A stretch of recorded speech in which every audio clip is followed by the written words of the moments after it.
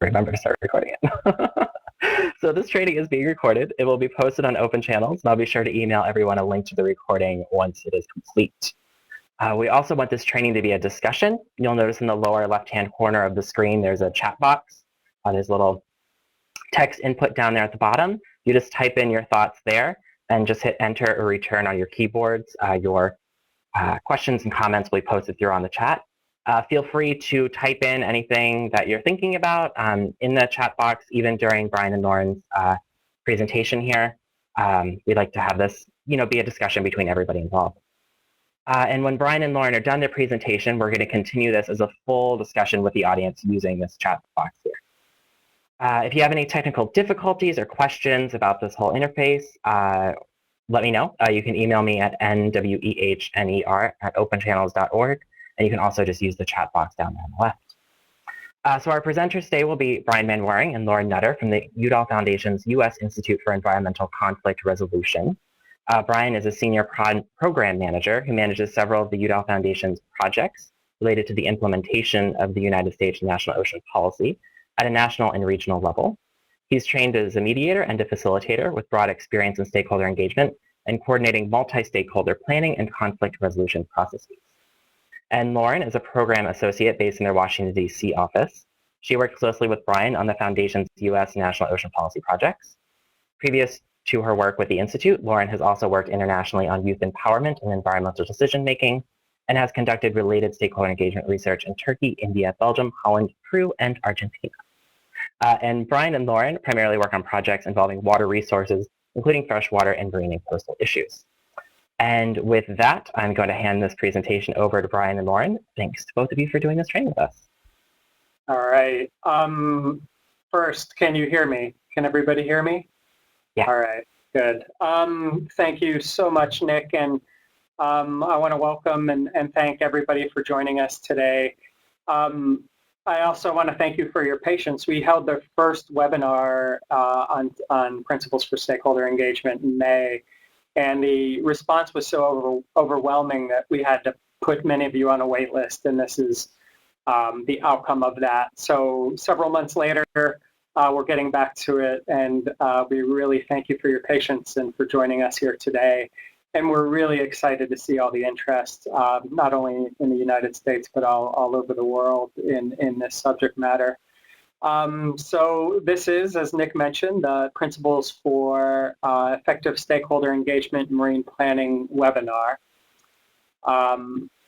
The presentation was developed by Lauren and myself, and I feel a little bit, in the video, I feel a little bit, if you're familiar with the Brady Bunch, like the Brady Bunch, I can look down and see Lauren. So it looks like we're close together, but the reality of it is I'm in Tucson, Arizona, and Lauren is in Washington, D.C. Of course, we work for the same organization, just in different locations. So we co-authored this presentation and the material you're about to see with our colleague Suzanne Ornstein, who's our Washington, D.C. office director. And want to thank our partners at Open Channels and at the Ecosystem-Based Management Tools Network. We couldn't have done this without Nick, who you just heard from, also John Davis, who's on the line, Sarah Carr, who's I don't think with us today, but has been an essential partner throughout all this. And we developed this presentation and this material with financial support from the Gordon and Betty Moore Foundation, with the goal of supporting stakeholder and tribal engagement in marine planning. So just a little bit about the U.S. Institute before we get started and our mission as it relates to the National Ocean Policy and marine planning. We support the National Ocean Policy or implementation of the National Ocean Policy through a number of ways, through process and meeting facilitation. We conduct neutral situation and stakeholder assessments, stakeholder engagement training and capacity building, and we work also to help build capacity around tribal, working with tribes in the United States. And we're currently supporting work at a national level with the National Ocean Council, but also in several regions. The objectives of today's presentation, is to, one, develop an awareness of the principles and best practices for stakeholder engagement in marine planning. The second one is to examine the benefits and challenges of public and stakeholder engagement. Third, to establish an understanding of the tools and techniques available to enable public or just enable stakeholder and public engagement. And just a tiny bit, we'll go a little bit more into the principles, but just to let you know, these principles were developed by us at the U.S. Institute with the purpose of helping build a better understanding and to share best practices about stakeholder engagement and to build that capacity, particularly in the context of implementation of the National Ocean Policy. So that's how it all came to be as the policy became reality. And but at the same time, we understand that we're working and presenting to an international group. So the material you'll see here is really, we've stripped out a lot of those references to the National Ocean Policy and made it a little more generic. It's also developed for a variety of audiences. So it's not only developed for decision makers and planners and our groups implementing or responsible for implementing marine planning processes, but also for the stakeholders and groups that are engaged in the process. This is, just to make sure you're in the right place and we set expectations. This is really a grounding in stakeholder engagement. It's not an advanced class or an advanced course in stakeholder engagement. It's really a basic level of information. At the same time, we feel that this platform is a real laboratory to, one, present our information, but to also share information together, to learn from each other. Right now, there's 45 participants on the line with a huge amount of experience and diverse experience. So we really encourage you to engage in dialogue through the chat box. We won't take it personally if you chat while we're talking. In fact, we encourage as much exchange of information as possible, even while we're talking. So we hope that enhances the experience. And so first and foremost, and before we really get started in material, we wanted to get to know you and have you get to know each other a little bit better with a couple poll questions, which you'll see at the right side of your screen. And the first one is, where are you joining us from? So if you haven't filled that out, please do that quickly.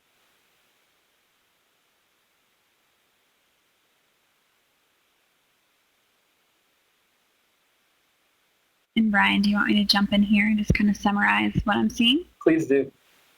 Great. So it looks like we have the largest percent from the U.S. Mid-Atlantic region and from Europe, 13 people from each. We have quite a few people from the Northeast, 9 people, about 5 from the West Coast, 5 from Latin America, and folks also from Canada, Caribbean, U.S. Gulf of Mexico, U.S. Great Lakes, and Alaska, a couple of folks from each of those regions. So pretty diverse group. An international group. That's great.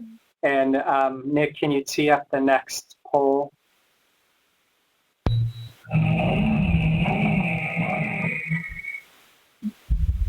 So the next question we have for you is, what type of organization do you represent? And you'll see some choices on the right-hand side there, if you can quickly fill that out.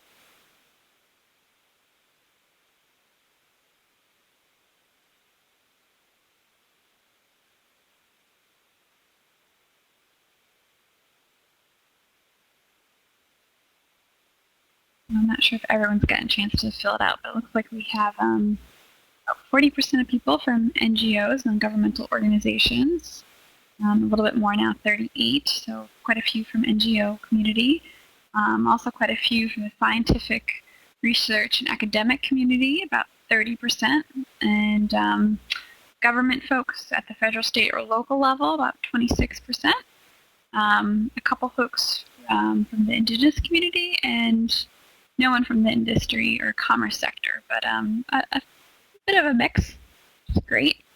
Great. And one note, somebody representing an intergovernmental organization as well. And Nick, can you tee up the next one?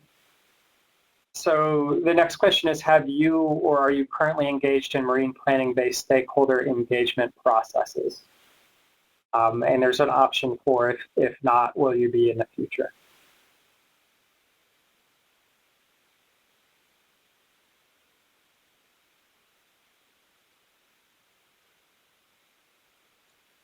It looks like it's pretty well split between people who are either currently engaged or in the future will be.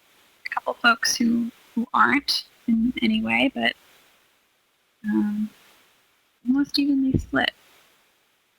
Great. Engaged now or in the future. All right. So most either engaged, and those folks will bring a lot of experience to bear here, and others who will be, it sounds like, in the near future. All right. So let's move to our agenda. And just to give you a brief understanding of what we're going to cover today, first and foremost, we have an hour and a half slotted for today's presentation. We're going to try to break that up into about an hour of presentation. Within that presentation, we have several areas where there's interactive exercises, so that 1 hour includes some interaction. It also includes a video. And here are the three agenda items, or three sections. One is the stakeholder engagement and marine planning. Secondly, we'll cover the principles for stakeholder engagement. And then we'll talk a little bit about the stakeholder engagement planning process. Again, as we walk through these, we want this, again, to be as interactive as possible. So please feel free at any time to chat and to have conversations in the chat box as we go. So with that, let's jump into stakeholder engagement and marine planning. And the idea here, or the goal of this part of the agenda, is just to get grounded so we're on the same page moving forward throughout the presentation. With more talking about marine planning, the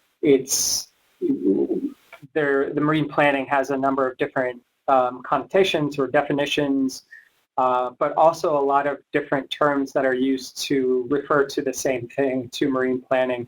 In the United States National Ocean Policy, it was originally referred to as coastal marine spatial planning, and there's been a slow evolution over the past 2, 3, 4 years to more of that refined marine planning, but it refers to the same exact thing.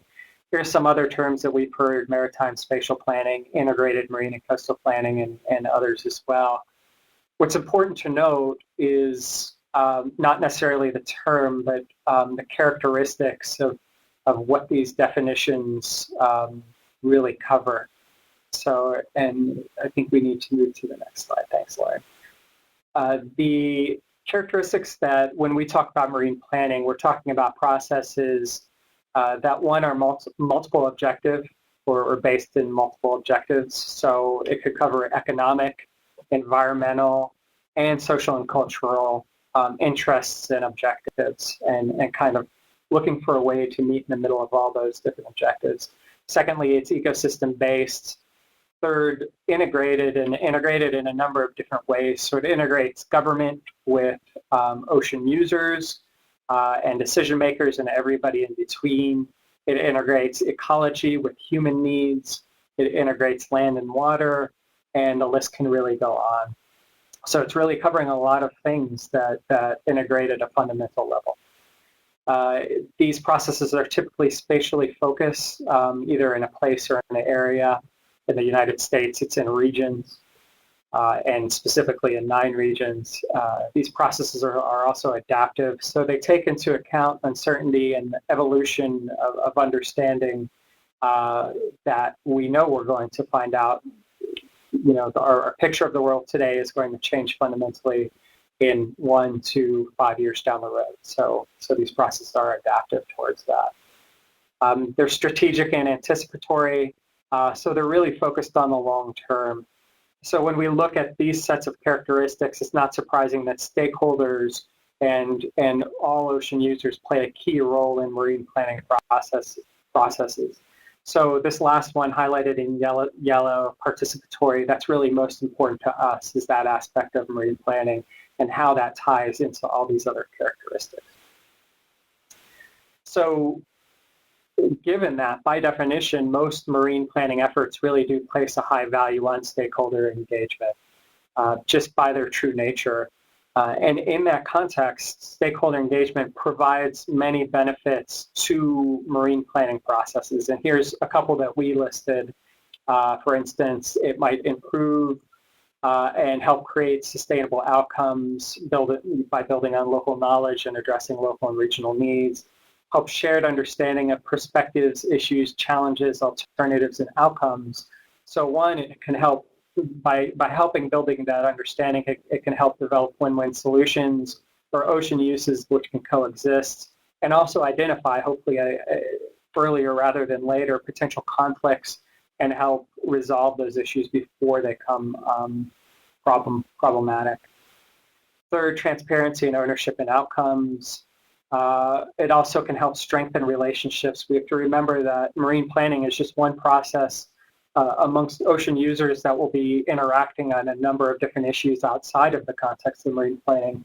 So these relationships and the building of those relationships are really important. And this provides a platform to do that. Lastly, we have it can prove in cost effectiveness. And we'd be really interested to hear if anybody has any insight on that, because it's a difficult measuring cost effectiveness of stakeholder engagement is a challenging thing, at least when you're looking at strictly at the numbers. But what we can point to is that these types of processes done well can help reduce or manage conflict or contention and help better inform decisions, which will help the process down the line. At this point, we do want to ask you or offer an opportunity to chat in other benefits that you've seen with stakeholder engagement processes in marine planning or in other contexts, or benefits that you might hope to see with good stakeholder engagement. And we'll just give you a second.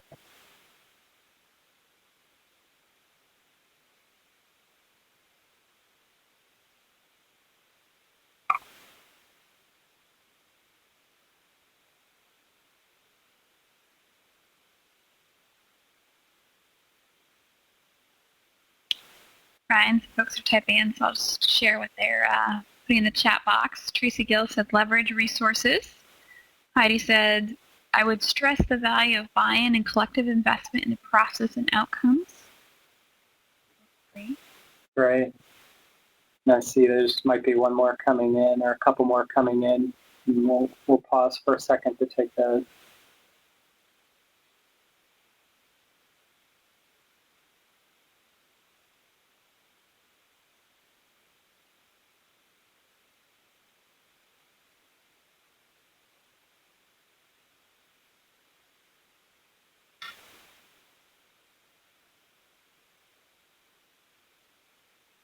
Tracy Gill also added improves outreach. Alexis shared ensures continued buy-in as organization exits and not dependent on philanthropic contributions.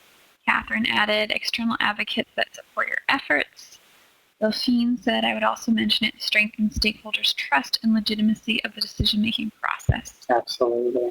So I see Melissa is typing, and we'll take that one as well. And just please keep typing them, but we also want to tee up the next poll for you all, which is, and Nick, if you could tee that up, you'll see it on the right side of your screen here in a second. But what we'd like to know, there's not only benefits to it, but there's challenges and obstacles in implementing successful stakeholder engagement. So what we're wondering in your experience, what has been or what do you anticipate the biggest obstacle or obstacles, you can choose multiple, in planning for and implementing a good stakeholder engagement process? And if there are others, we've just listed a few on the right-hand side. If there's others that aren't listed, please go ahead and chat them in.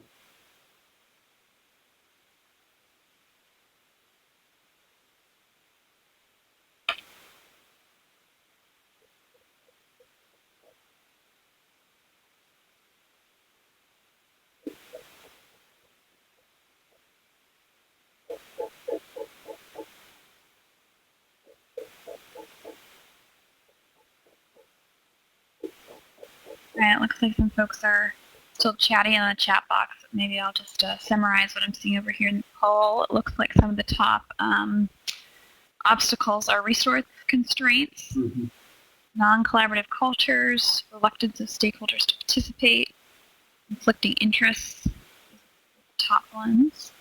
Let's see what we have going on. Yeah, and conflicting interest keeps rising, and we hope that the marine planning process itself is there to address some of those. So we would certainly anticipate that would be a huge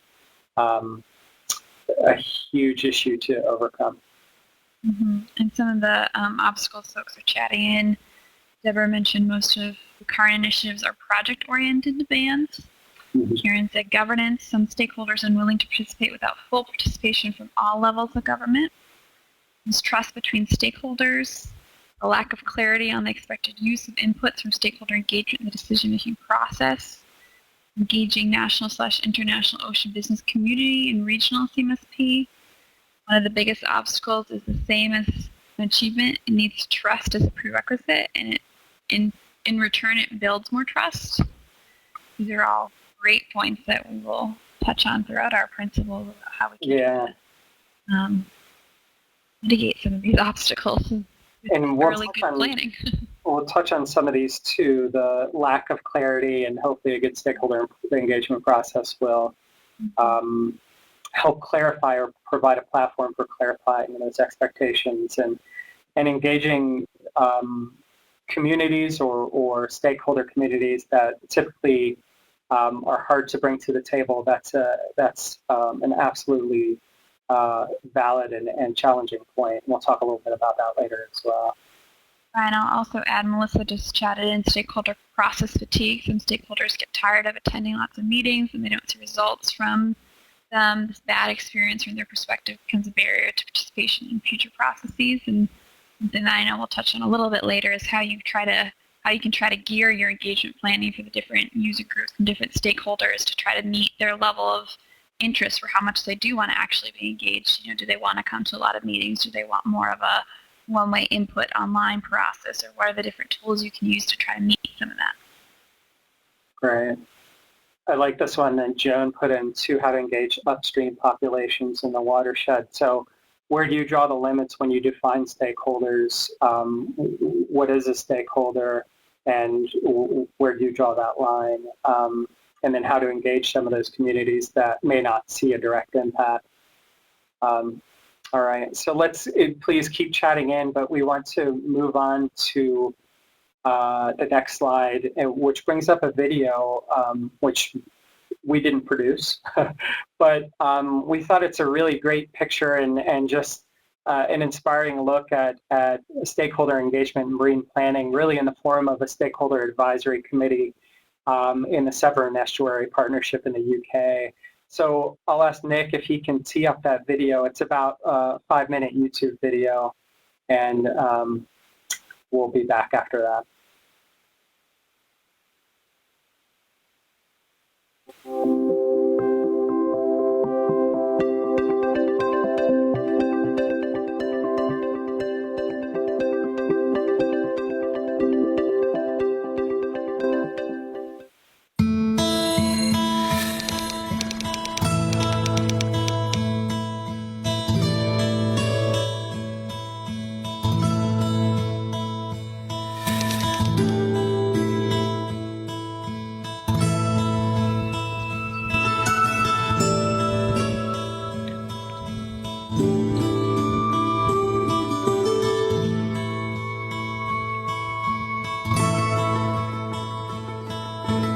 Hello, I'm Don Sutherland. I'm a recreational sailor, and we're in Weston-super-Mare. This is the mouth of the River Axe on the Severn Estuary, and I've been sailing here for 30 years. Severn Estuary is a very beautiful place. It's bounded by 2 different countries. Across on the northwest side, we've got Wales, and this side is England. You're talking about a distance of some 60 miles from Gloucester down to Minehead. The estuary is a great place to sail. We have 14-meter tides, probably some of the highest tidal range in the world. So sometimes you can be battling against 7-knot currents.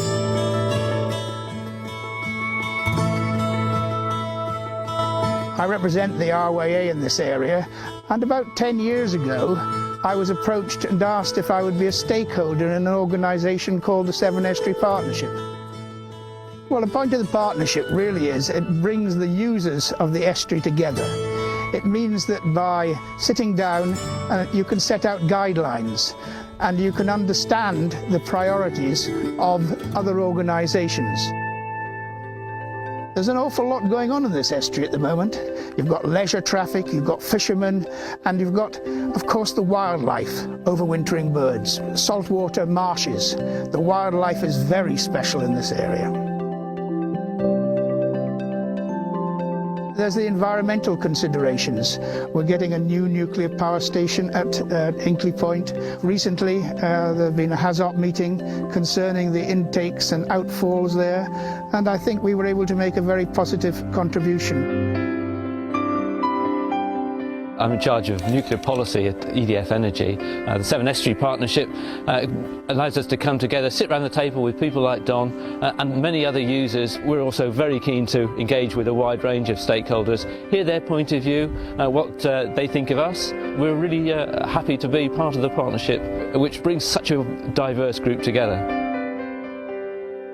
I think what's really interesting about getting everyone around the table, from the large industries to the statutory agencies to individuals, is the network that is built up, and the large industries will let us all know about their plans in an honest and transparent way. And from there, the individual users will be able to support or perhaps help the industries to implement or change their plans for the overall best sustainability of the estuary. I must admit, when I was first approached to join the Severn Estuary Partnership, I was a little bit sceptical, but I didn't really appreciate that my input would be taken into consideration. You really wonder what you as a lone sailor are going to do to contribute, but indeed the contribution that you can make is taken into account in a partnership like this. I think it would be disastrous if we were in the current state of affairs with development in the estuary without a Severn Estuary Partnership. It brings the disparate interests together, and we can understand what is happening and be consulted about what is happening. And I've been able to put over the opinion of leisure sailors and represent my sector very thoroughly. So for me, the Severn Estuary Partnership has been a really good and positive experience.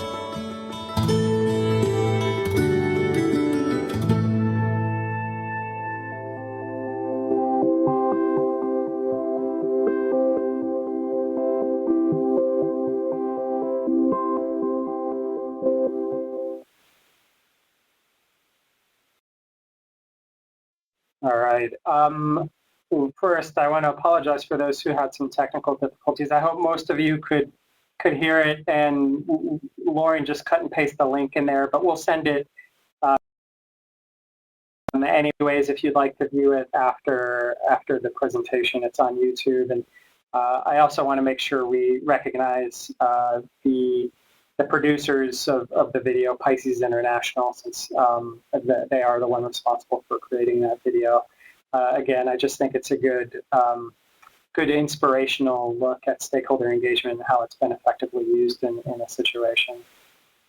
So let's move on to our next item, which is the principles for stakeholder engagement. And just a couple notes on the stakeholders before we actually dive into them. One, the material in this training, given our limited time, we're just touching the surface of this material. We have a white paper which was developed prior to this, and this material is based off that white paper. There's a link here, but don't worry about jotting that down as quickly as you can. We'll send you not only this presentation, but we'll send you a copy of the white paper as well after the presentation. Just a note on how we developed this material. One, we looked at, reviewed and studied other marine planning efforts, stakeholder engagement efforts, that is, in the U.S. and internationally. There's several, probably more internationally than there are in the U.S. that we could draw from. We looked at surveys, white papers, peer-reviewed articles. We examined what other industries are doing and looked for similar characteristics. And we drew on our own experience as experts in the field in developing similar guidelines. It should be noted, too, that the principles that we developed were incorporated in the Marine Planning Handbook, and for those in the U.S., know that that's the handbook created by the National Ocean Council for coastal marine spatial planning. So with that, let's go to the next one, which is really hits on one of the points brought up earlier, which is defining stakeholders. And in your own efforts, the very first question, one of the first questions that you'll have to wrestle with is, how do you define stakeholder? What is a stakeholder? And it's really situation dependent. It really depends on a lot of different things. And you can easily make a broad statement that all citizens have a stake in the management of ocean and coastal resources. So in the U.S., we know that 50% of the population lives in coastal counties. So we can easily say that 50% of the population has a stake in the management of ocean and coastal resources. But of course, inland populations also rely on ocean uses for their quality of life as well. So the reality is that everybody in some way is affected. So that's our challenge, is the varying degrees of stakeholders and their varying degrees of interest and capacity for you to engage them and them to participate. For our purposes, we decided to cast this broad net that all entities and interests that are affected by and or can contribute information and support to the marine planning process is a stakeholder. So we'll just start with that. Of course, your efforts, it might be different. So with that, we'll go ahead and dive into the principles. Here's a quick view of the 7 principles that we've developed. And I'll start at the top and I'll just sort of read them around to the right. So we have clear goals and avenues for stakeholder and public participation. The second one, inclusiveness and accessibility to the process. Third, transparency and openness. 4, informed engagement. Then there's timeliness, process integrity, and then adaptability and flexibility. So the purpose of these principles is really to provide some guidance that will help you guide your actions and maybe measure your progress in stakeholder engagement, but also to be used as building blocks for good process, for good stakeholder engagement process, and good marine planning process. So we'll dive into each one in a little more detail. We have 3 slides for each principle. So we'll go through the desired outcome of each principle, implementation guidance, and then we'll talk about some tools and techniques. So that we'll start with the first one, which is clear goals and avenues for stakeholder and public participation. And I'm going to turn it over to Lauren. Great. Thank you, Brian. By establishing a process with clear goals and avenues for participation, you can build a really well-planned engagement effort that supports and complements the overall planning process and also enables well-informed stakeholders and citizens who understand the process to capitalize on opportunities for their involvement. And identifying and clearly communicating the goals of the process, roles and responsibilities of both stakeholders and decision makers, and engagement processes and milestones are important to effectively create two-way communication and collaborative problem solving on ocean management issues. Here's some further guidance on how to create clear goals and avenues for stakeholder and public participation. First, several pieces of process information should be identified and communicated to stakeholders, including the goals and schedule for your overall planning process, as this can help build mutual understanding of how stakeholders and the public may be involved in the process and alleviate concerns up front among groups related to uncertainty of their involvement. Also identify and communicate what and when are specific opportunities for engagement from stakeholders and the public. It's also important to identify and communicate the roles and responsibilities of stakeholders and decision makers in the process and set clear expectations around this. So, for example, decision makers may be charged with overall process leadership, final decision making, staffing, information gathering, data analysis, drafting preliminary or final documents, among other things. And stakeholder and public roles may include commenting on those proposals and processes, providing relevant data and information about the planning process to others in their interest group, and identifying implementation issues and concerns, and suggesting alternative approaches. Also make sure to identify and communicate upfront what types of input are needed and how it will be utilized in the process. And it's also important to consider involving stakeholders in the engagement planning process to the extent possible. This can often be overlooked, but it's key to developing clear goals in the process and gaining buy-in with stakeholders. And Brian will speak a little bit more about engagement planning later in a bit more detail. But some best practices, tools, and techniques to help you achieve this include develop explicit goals relating to stakeholder and public engagement within the overall marine planning process, develop an engagement approach at the beginning of the process and update it periodically. The approach should be an integral part of the overall planning process, and it should be adjusted as needed over time and as the process evolves. Develop and share a process map that includes clearly outlined points for stakeholder and public input. Visuals that outline the long-term process are really helpful for helping everyone understand the full picture of the process. Establish an informational or educational effort at the outset. This can help ensure that everyone's on the same page regarding the purpose of marine planning, objectives for the process, and the overall schedule. And finally, treat stakeholder engagement the same as any other planning component. Make sure to do it early on, integrate it with your other process plans, and seek stakeholder and public input in designing the engagement process itself.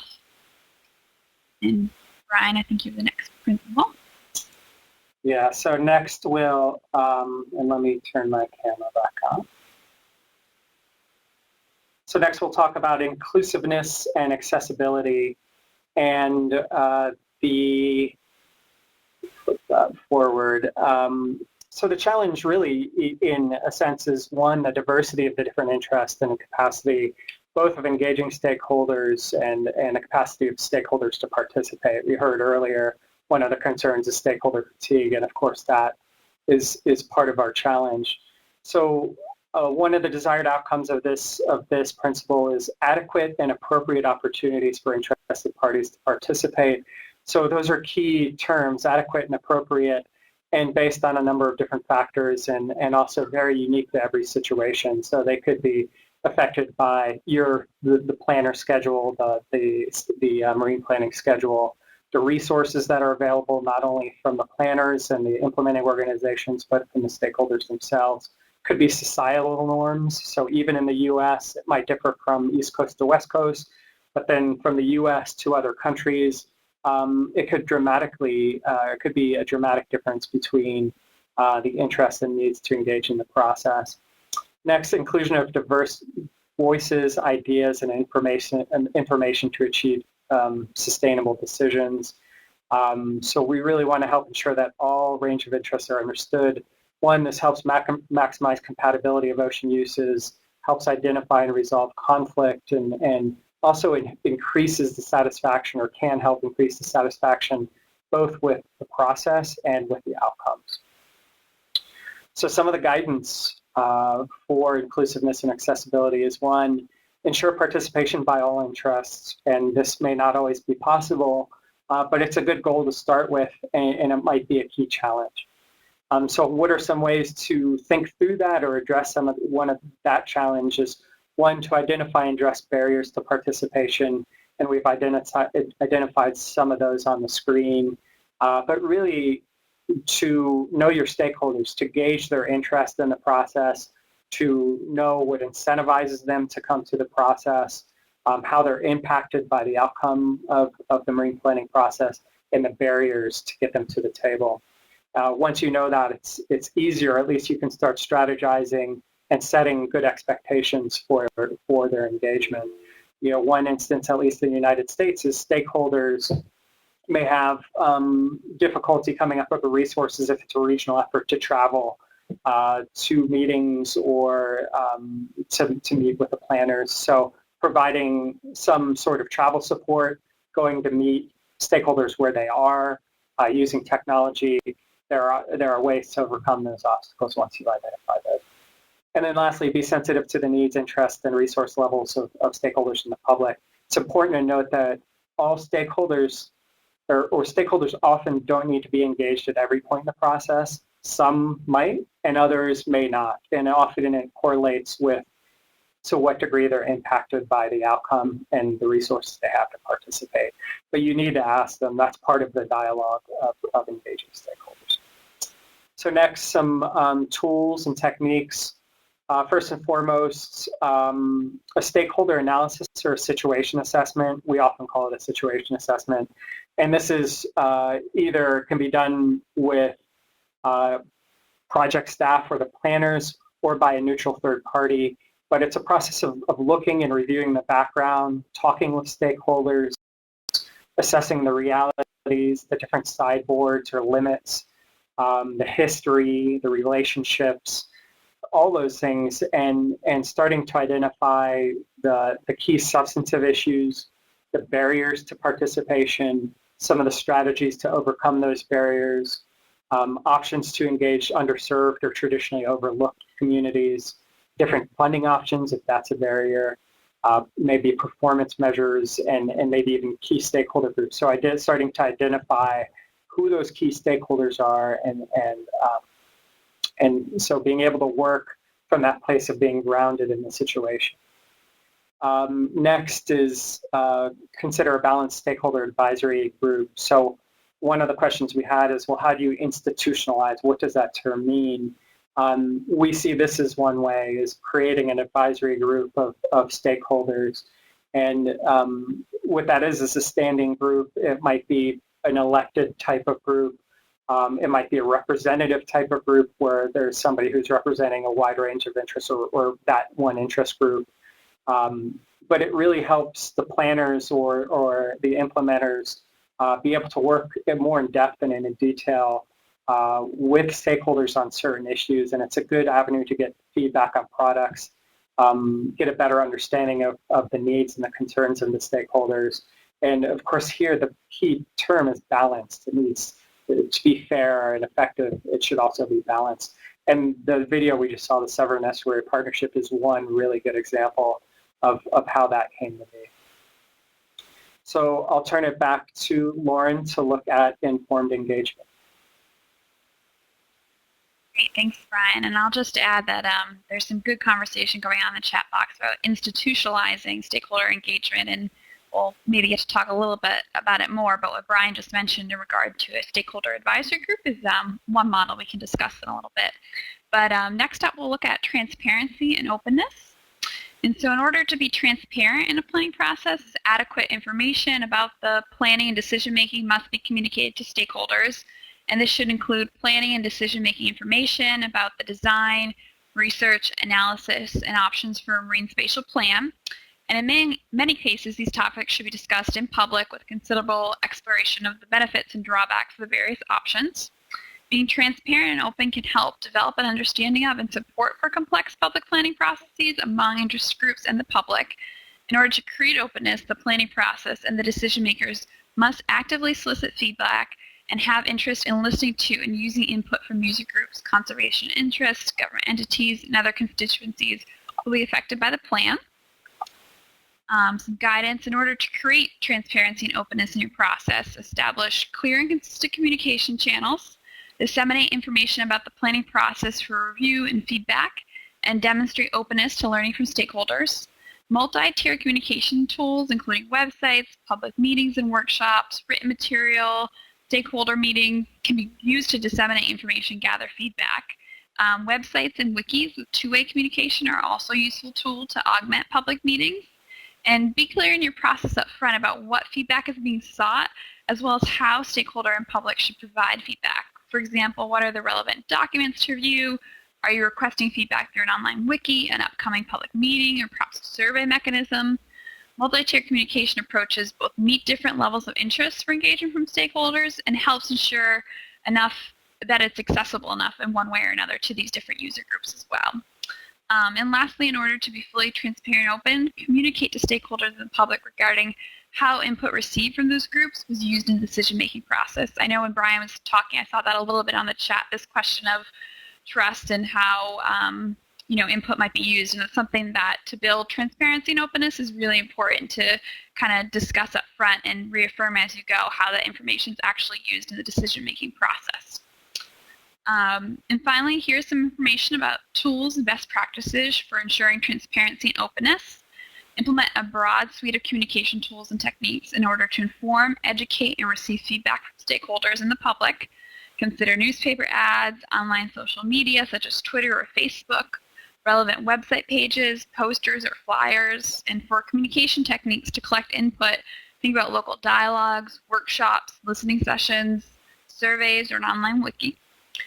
Promote a common understanding of key processes, terminology, and technical information. For example, you could create an online data portal, a one-pager of key terminology, or a process map. Inform stakeholders how to provide input and how it will be used. Provide periodic reports on how stakeholder or public input impacted products. Again, going back to what we were saying earlier about making that connection to help build trust as well, and with transparency and openness, and produce and share meeting summaries. So Brian, I'll hand it back over to you. All right, so now we're going to talk about informed engagement. I'm sorry I jumped ahead a little bit. And so informed engagement, the desired outcome for this principle is a shared understanding of the issues, challenges, and the planning processes among decision makers, stakeholders, and the public. So one of the challenges we're always going to find is that there are going to be differences in the levels of knowledge and the familiarity with ocean issues amongst the groups that are participating in the process. So different types of knowledge might be the technical knowledge. It might be substantive. So you might have some key stakeholder groups like fishers who know the fishing areas better. Other groups who might know where cultural resources are located or areas that need to be protected in that way. Another is process-based information and knowledge.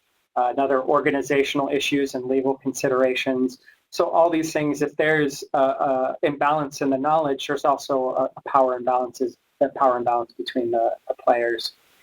So what we do is encourage quality informed and interactive dialogue amongst stakeholders and the planners, and engage, the second bullet, and to engage in mutual education. So when we think of dialogue, we think of it as different than just gaining feedback or just having a discussion to target a decision.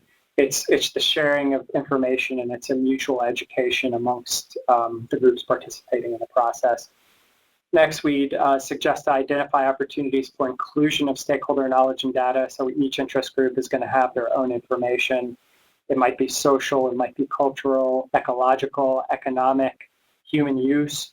All of that is relevant to ocean management, and there somehow needs to be a way to integrate it into the marine planning process. And then lastly, providing technical information in an appropriate format for stakeholder and public use. So understanding that most of us out in the public are lay people, and we need to engage them where they're at with their knowledge base they have and with the capacity they have to understand. So we need to meet them at that place. And part of that might be encouraging dialogue between technical experts and stakeholders. So some best practices: one, providing impartial facilitation. We don't recommend it in all cases, but in many cases it could be very, very valuable, particularly in cases where there's conflict. You know there's going to be conflict, or there is high conflict. Maybe there's low trust. In cases where that neutral presence would really be valuable, where there's a focus on sensitivity to all the interests and interest group, you may need help or capacity to help guide the effort or the process. And when we think of facilitation, we see it as bigger than just meeting facilitation, but process facilitation as well. It's all tied together. Maybe you need help bringing others to the table. Maybe you need help building trust. That's when impartial facilitation can really be helpful. Next is developing unbiased technical tools to share information. As we mentioned, tailoring presentations to non-technical audiences, conducting stakeholder workshops to discuss technical issues. The technical information and data is often a key element in many of the issues that we, meaning the U.S. Institute or neutral third parties, get involved with. And another tool kind of within that range is using neutral science or a neutral science panel. So if the data is at such a point of conflict, or the parties are really conflicted over the data, the information, or how the data is used, sometimes a neutral science panel or a group of neutral scientists can help resolve that. Lastly, establish mechanisms to collect input from stakeholders. So we've listed a few of the more traditional ways of doing that. But also, as Lauren mentioned earlier, there's an array of technology tools like the webinar we're doing today, but social networking, online surveys, online polling, groupware like MeetingSphere. There's a whole array of tools to encourage and enhance that that process of gathering feedback from stakeholders. So, Lauren, I'll turn it back to you. Thanks, Brian. So, start with timeliness. So for engagement to be successful, it's important that stakeholders and the public have sufficient notice and time to assure their participation throughout all stages of the process, from the earliest planning stages through problem definition and goal setting to data accumulation and analysis and to development of the alternative scenarios for consideration. Often during planning processes, a fairly well-defined product is developed prior to gaining significant public and stakeholder input. In some controversial and complex situations, there may be significant opposition to these products, and planning entities often spend considerable time and resources to revisit the initial product to compensate for this oversight. It can also detract from the value of the product, as a product may not actually meet everyone's needs unless there is full input. So to avoid these types of situations, it's important to include timeliness as a core element of the engagement planning process for stakeholders and the public. And to maintain timeliness in your process, coordinate the planning process and engagement activities to include stakeholder input in decisions and products. Ideally, to achieve this, stakeholder engagement should be intertwined within the marine planning process itself. Often a process schedule can be driven by other factors outside of stakeholder engagement, but to the extent possible, timeliness for meeting stakeholder participation should be included up front. And based upon our experience, we would recommend that ideally stakeholder and public comment periods should be at least 4 to 6 weeks in duration to allow a thorough review of the documents and coordination of comments. To accomplish this goal, the planning process should be well thought out. The timing of stakeholder and public engagement, as well as the review periods, should be planned in some detail and in advance. Also, make sure to provide sufficient notice of meetings and outcomes to ensure that stakeholders have an adequate opportunity to participate or respond. This may include distributing that information broadly across a range of communication methods and making sure to provide advanced meeting materials for stakeholders. And one important best practice to ensure timeliness in your planning process is develop and communicate a master project timeline that can include key deliverables requiring input, anticipated stakeholder meetings over the course of the planning process. If the schedule changes, publicly acknowledge and explain the reasons for the change and describe the resulting schedule adjustment. In planning your schedule, make sure to evaluate what would be an acceptable, adequate notice for stakeholders or public meetings. In our experience, it should be at least 3 weeks in advance or more if possible. However, take into account different cultural norms is important here. Every group has their own culture, and that may impact what is seen as acceptable as far as advance notice. However, the key is that less notice can create a barrier to the participation of some groups, and you need to account for this in the planning process. Preliminary materials for meeting discussions should be distributed well in advance, and again, in our experience, we prefer no less than 1 week in advance to allow adequate preparation time for stakeholders' discussion. And it's also good practice to establish a website access for schedules of materials. That way things can be in one central place and easily accessible. Okay. All right, so the sixth principle is process integrity. And before I move into that, I just want to say I'm seeing the extremely lively discussion in the chat box, and we appreciate it, and please continue. I'm trying to, as we're going, I'm cutting and pasting some things, and we'll try to come back to some of the questions or some of the key points that we see. But please keep discussing it. We're trying to keep one eye on the chat and continue with the material as well. And Lauren, I would say too, let's see if we can get through these last two principles in a few minutes so we can leave a good amount of time for discussion. So with process integrity, the desired outcome is a trustworthy and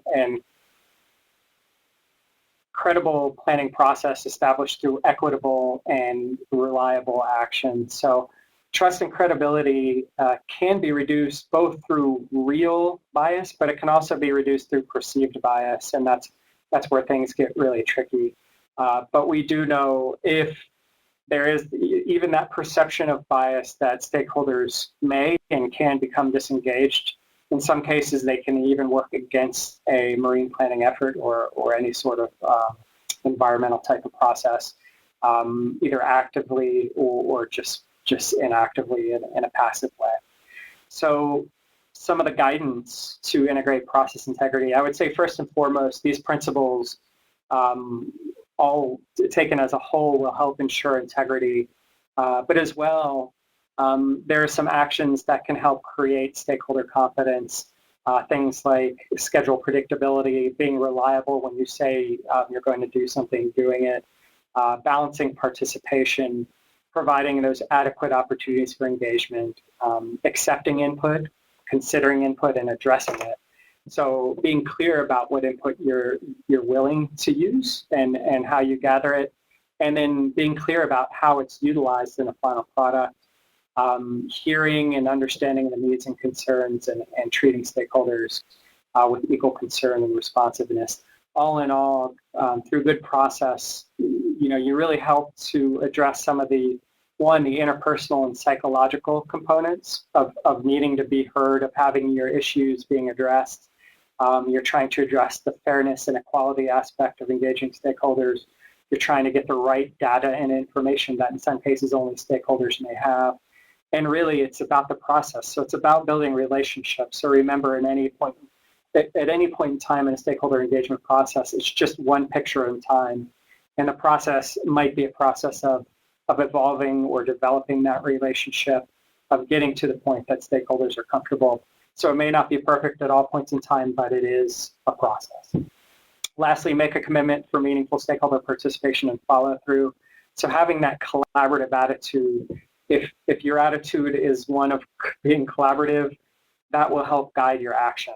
And that's it's just something I try to impart to folks. If it's in the back of your mind, if it's something you want to do, you'll do the appropriate things to help make that happen.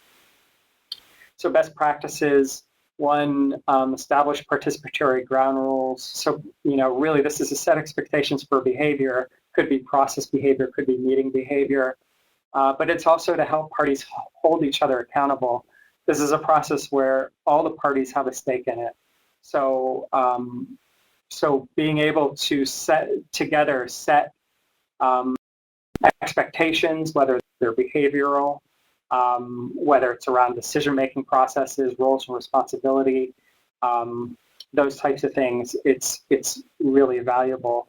In one issue with a water conflict in the United States between 3 states, we spent 6 months just developing these ground rules and a protocol for them working together before we could even talk about substance. So next, developing realistic agendas and impartial meeting summaries, encouraging inclusive and balanced dialogue is another one. And then again, reflecting on stakeholder input and communicating how that input is utilized. That's vital and often overlooked is being able to communicate back how that input is used. So Lauren? Great. So our final principle that we'll talk about is adaptability and flexibility. So marine planning, of course, is a long-term policy implementation process and will take place over several years, if not decades. So new information will arise during the planning process, new stakeholder groups will emerge, staff changes will occur in governmental and non-governmental organizations, and new ocean activities will arise as others decline. So adaptability and flexibility in stakeholder engagement can be similar to an adaptive management approach to natural resources, where you may not have all the information up front, or there could be potential unintended consequences. And just as with adaptive management, any stakeholder engagement effort will need to be flexible and resilient enough to adapt to changing information and circumstances. And the need for changes to the engagement process might arise through a process evaluation, changing circumstances, or through requests from stakeholder groups and members of the public. It's important to monitor, evaluate, and modify stakeholder processes as needed and based upon feedback. For example, additional venues for discussion, educational workshops, or public information mechanisms may be required that were not originally anticipated. It's also important to develop engagement methods that match regional and local issues, as well as cultures and relationships. Each coastal marine region is unique from every other region and may be different in terms of stakeholder interests, driving issues, cultures, relationships among sponsors and stakeholders, or financial situations. For example, in the U.S., there's a formal consultation process between government agencies and tribal representatives, which is the norm for engagements on that level.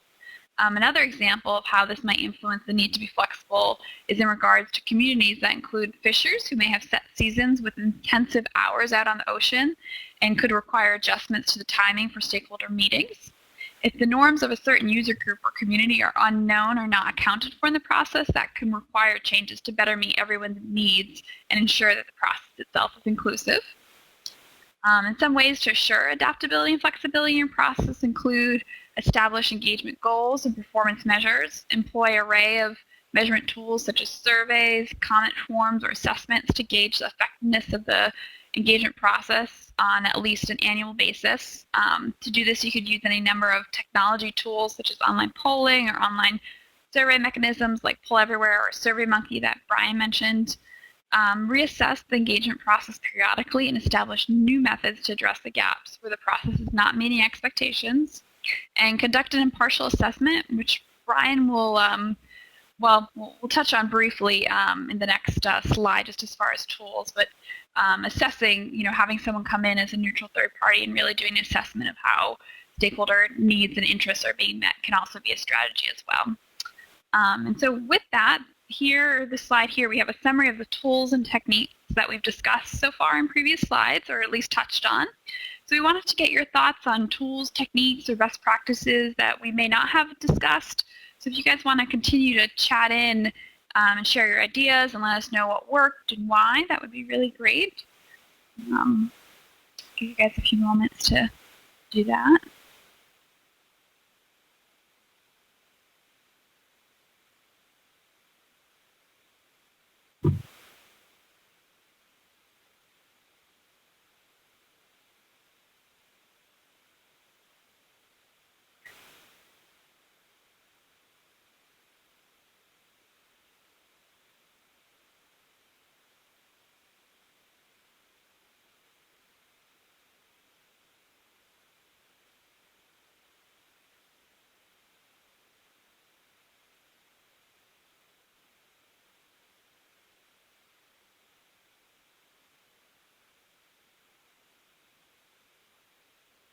We have a couple folks chatting in, and thank you guys for the continued great discussion in the chat box. I know Brian and I have kind of been back and forth, but every time I look at it, it seems great.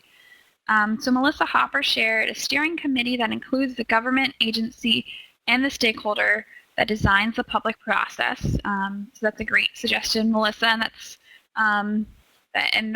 really having the government agency and stakeholders at a similar level to design the process can be really great. We emphasize throughout how important getting stakeholders engaged up front to help actually design the planning process is really important. That's great. Looks like Don is chatting in as well, so maybe we'll give him another moment, and then Brian, we can jump to the next slide. Does that sound good? Yeah, that sounds great.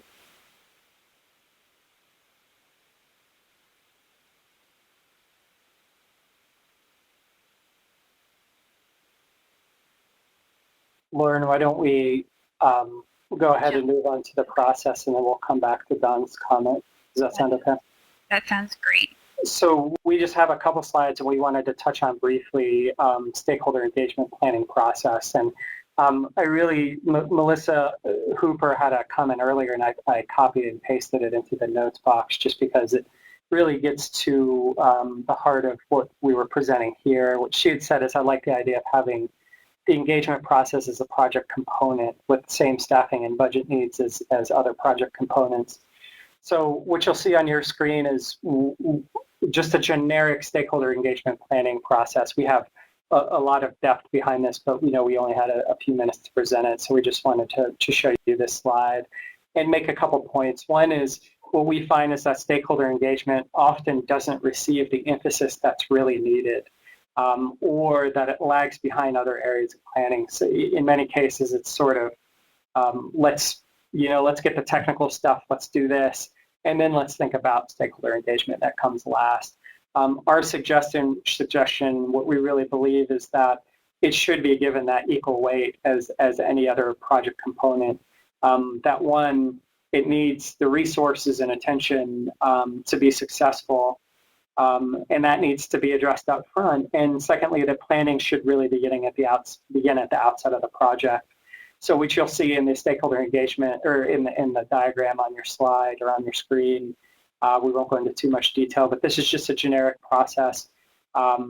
We always suggest to start with some sort of situation assessment, whether it's formal or informal, but just to get grounded in the situation. So get an understanding of the stakeholders who can contribute, who's impacted, who are the leaders that can really help and engage, and how do you strive for that right inclusion, for the inclusion of the right people or the right groups at the outset. And with the understanding that you'll have opportunities to revise this approach throughout the process. But you're also looking for engagement opportunities for the different issues, for incentives to participate, different challenges, barriers. You want to identify your resources, the different uncertainties. All those things really feed into the second step of developing the engagement plan. And it's important here that the engagement plan overlaps. There's cohesion between the stakeholder engagement plan and the marine planning process. So really here we assess and also help set expectations not only of the stakeholders but of the planners and the decision makers. There's always going to be limits to what can be done. There's always resource limits or other things that are going to challenge you. So we also need to be able to set expectations, and we need to be honest on what can be done. So here we're also set the level of engagement, maybe document key milestones and decision points, and so forth. And then gather feedback on the plan. Another general point that we forgot to make is that the stakeholder engagement planning is always best done in consultation with stakeholders. And here, the step 3 is gather feedback on the plan, but we would even suggest that stakeholders are engaged further upstream as you're developing it. And this is more of a formal feedback. It's validating your findings, it's refining goals and objectives, and knowing the more you can co-author this document or this plan, the more you're all linked in the success. And then lastly, implement, monitor, and improve, remembering that just like environmental management, that this can be adaptive and it should be adaptive, that you're probably not going to get it perfect the first time around, and you need to gauge and measure and adapt as necessary. So next slide, just one quick point. This is a tool we use when we talk about collaboration or engagement. It can be a very amorphous or confusing term. And we've seen over and over again where somebody will say, well, we want to collaborate with you.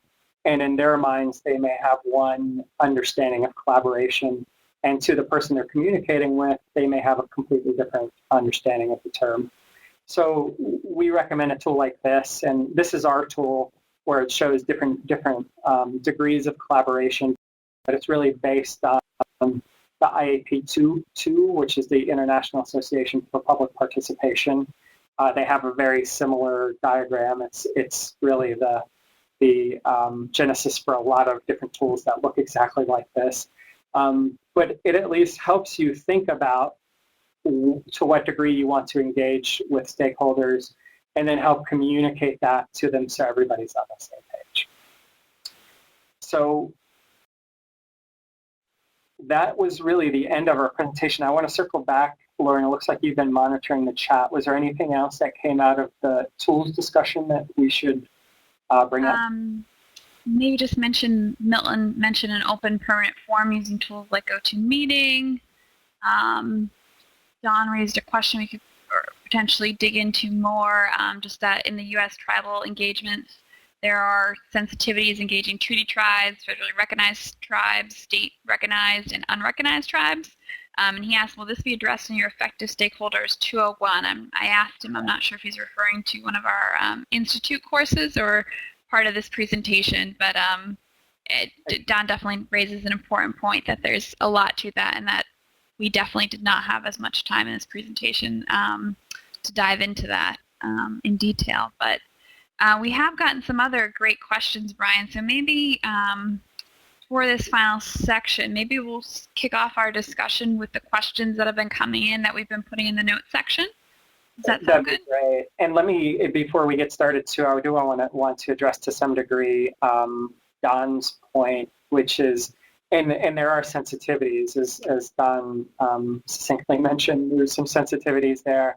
And we might even question if tribes, if particularly federally recognized tribes, would be considered stakeholders, or if they're in a whole unique category, particularly in national ocean policy where it's a federal process and there's a different set of protocols around government-to-government consultation that also factor in to that process. So yeah, we need to think about that and how we can, and it needs to be, we're finding, at least in the U.S., that's a real key point, and people are asking a lot of questions on how to do that effectively. So maybe that is something we can follow up with. All right. So I saw Deborah's question from earlier about stakeholder workshops and other forms of engagement, and the issue of representation or representativeness. And I think that's a key question, and it's a difficult question to answer, really. If anybody has thoughts on that, again, this is shared learning, and if you have thoughts, please chat them in, and I can give my perspective, which is a very much it depends kind of answer, which is often never satisfying, but also as honest as I can be. There's definitely that line between being inclusive and being representative and being equal and appearing, and not only appearing, but being fair to all the stakeholder groups. So if you're, one example might be if you have a stakeholder advisory body that meets, that's a convened body, it might be elected in some way or assigned, and it's meeting on a regularly scheduled basis. In my mind, that's where you want to strive to the degree possible for being as equal and fair across stakeholder groups as possible. If it's an open workshop, or if it's a workshop to exchange or provide information, and it might be a one-off kind of workshop where you're openly inviting folks, in those cases, it just might be an open invitation, and you might find one group is just more incentivized to participate. You might, and maybe the subject matter leans that way anyway. You might be talking about fishing areas, so you might get fishers, or you might be talking broadly, but you might have these stakeholder groups that are just more enthusiastic or engaged in it. So in those cases, the representativeness of it might be less important, and you might lean towards inclusiveness.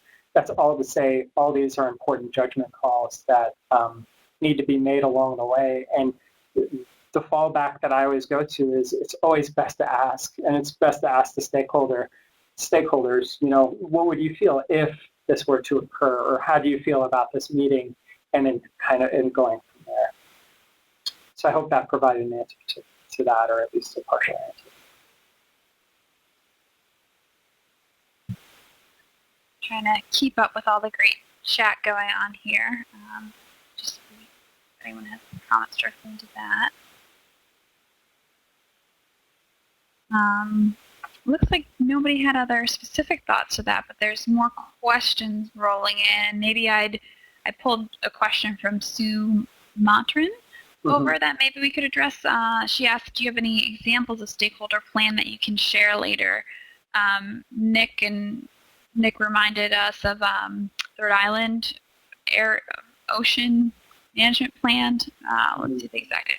Rhode Island Ocean Special Area Management Plan, Ocean SAMP, which he mentioned. I don't know if you have others, Brian, that you would suggest to Sue or others.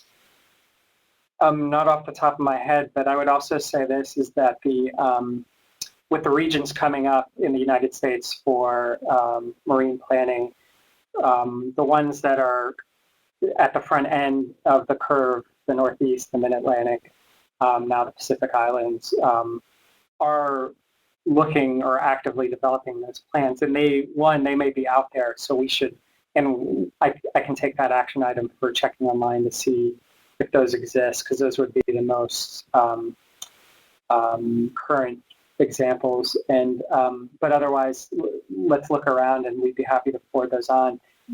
And I'd ask again the audience. We have almost 50 people on the line. Does anybody else have any examples that or thoughts on plans that they would be willing to share, or they think might be out there for us to go grab?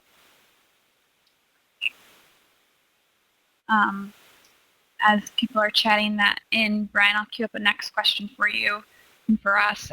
Sue also asked, does anyone use Seascape as an interactive online mapping tool to gather information from stakeholders? I don't think we've had specific experience with that. I don't know if you have any information on that, or maybe that we can put that back out to everyone else to chime in on. I think John Aaron, this might be Joan, sorry, said data presentation is important and is evolving rapidly with trends in big data, open data, and connectivity.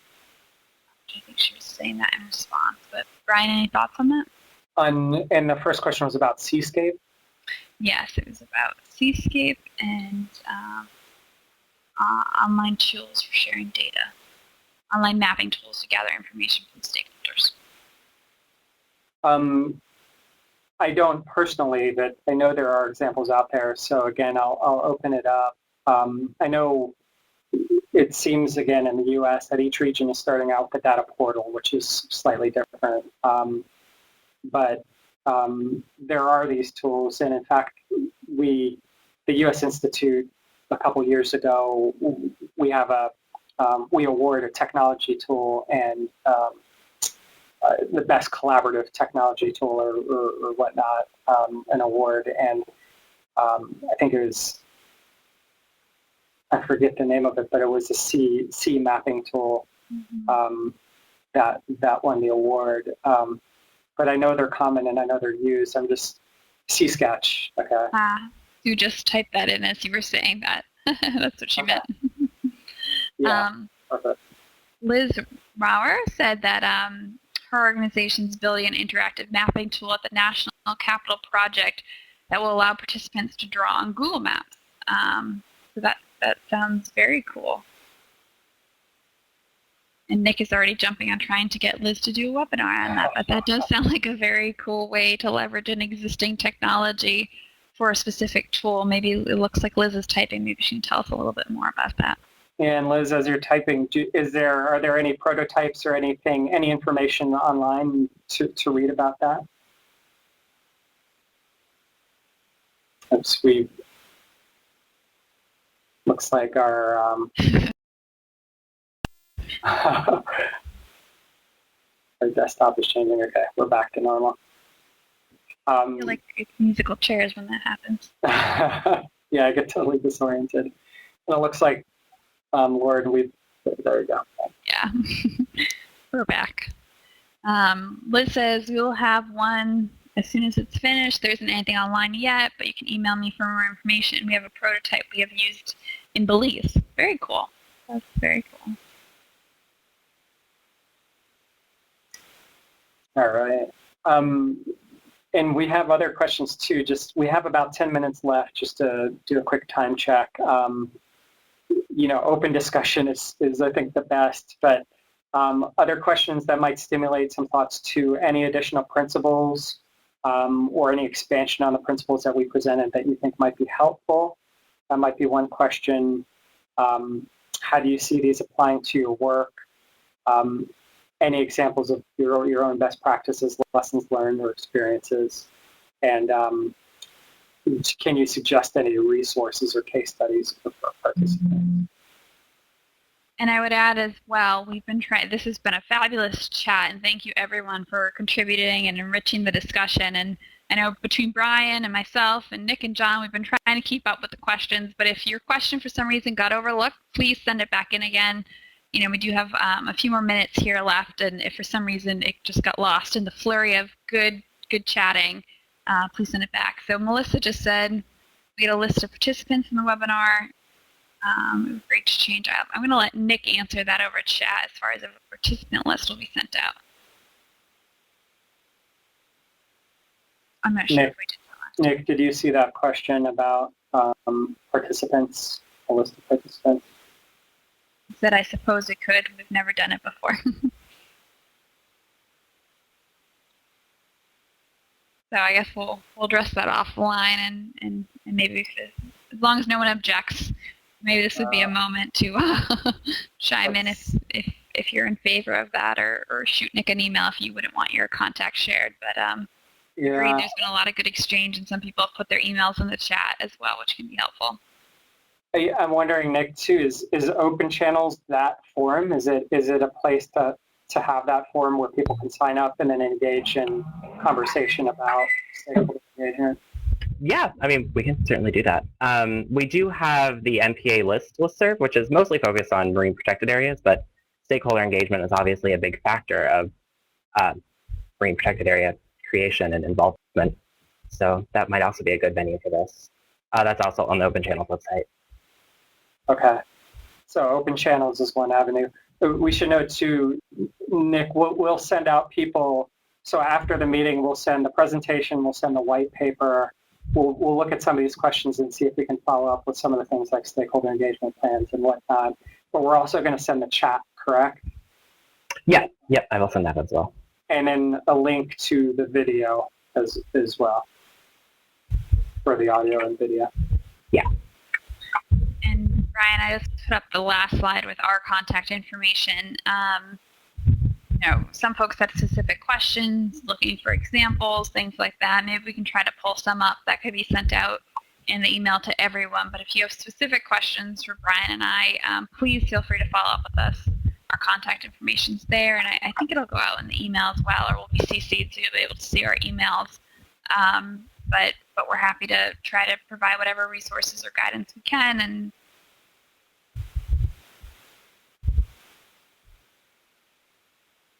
yes, so Sue, I want to bring up Sue's comment too. In New Zealand, the establishment of a marine reserves is very contentious.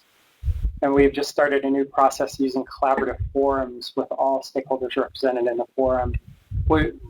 Sue, just in a couple of last minutes, by forum, are these workshops, or what exactly is entailed in the forums you're talking about?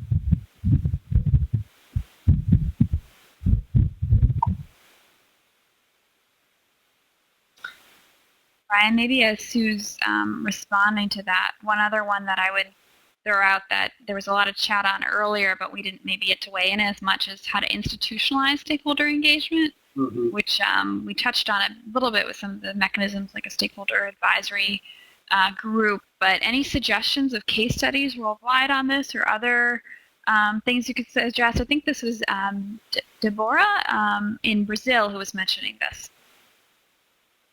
Yeah, I mean, there are lots of examples out there, both in the marine planning context and some not. In the good one, the case study that we found the most information about took place in Canada, and it was the Scotian Shelf, Eastern Scotian Shelf case study, and we found several sources of information that kind of showed you their process, and then a lot of some instances of evaluating how that went. I think in some cases it was very positive, and some not so positive. And it looks like others are adding in some links to different forums. So Christine added I'm assuming it's pronounced the Wadden Sea Forum. Liam added a link to Finding Sanctuary, but I'm not sure. Let's see. Sue just responded, Brian. We'll be running listing posts, workshops, and other processes to engage public and stakeholder groups, a group of 12 or so, sit on the forum which support the government agencies and input from scientists. Our task is to come up with a network of marine protected areas and hopefully reach consensus on the forum. Okay. Great.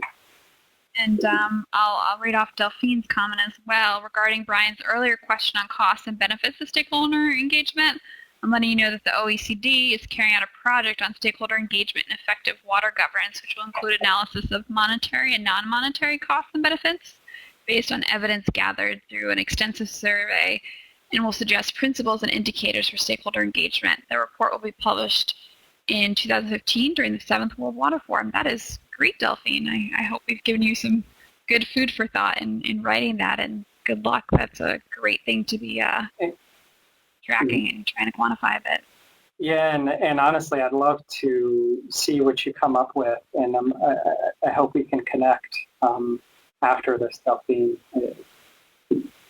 I know this has been a huge challenge to try to measure that, so it would be really interesting to see what you come up with.